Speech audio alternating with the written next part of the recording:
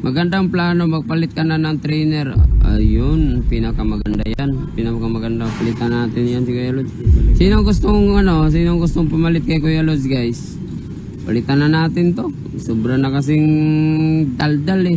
Iba-iba yung mga pinagsasabi. Dapat pag kumuha ka ng trainer, yung mga walang bahay para makapagpatayo din sila ng bahay, makatulong ka ba?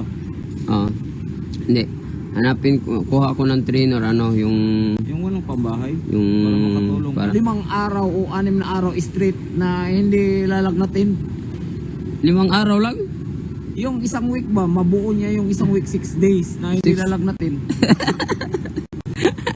Ayun guys, kukunin ko daw na trainer yung yung kapag magti-training tayo sa saling 1 week. Training tayo ng 1 week straight, walang stop.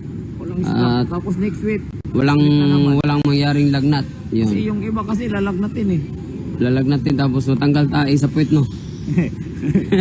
Tinulungan ko lang si Kuya Lods na na maganda yung buhay niya para naman pag sakaling hindi na tayo lalaban, baka ha, lagyan natin ng baka para naman maliwanagan nyo. Hindi baka na yung kalabaw.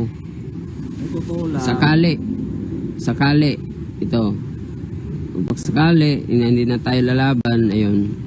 Yung buhay ni Kuya Lods, hindi na siya maghihirap, hindi na kagaya ng ibang mga trainer na hanggang sa ngayon, ayun, lumalaban pa rin sa buhay, yun. Gusto ko na dumating sa kanya na kung sakaling hindi na kami lalaban, ayun, stable na yung buhay niya, wala nang problema, tapos na yung niya, buhay niya, wala na siyang problema, may negosyo na, ganun. Yun ang gusto kong marating sa buhay niya. Pero diba ikaw tol, paliwara na yung buhay mo dati. Huwag ka na kasi magpaliwanag, daming dito, huwag ka na magpaliwanag.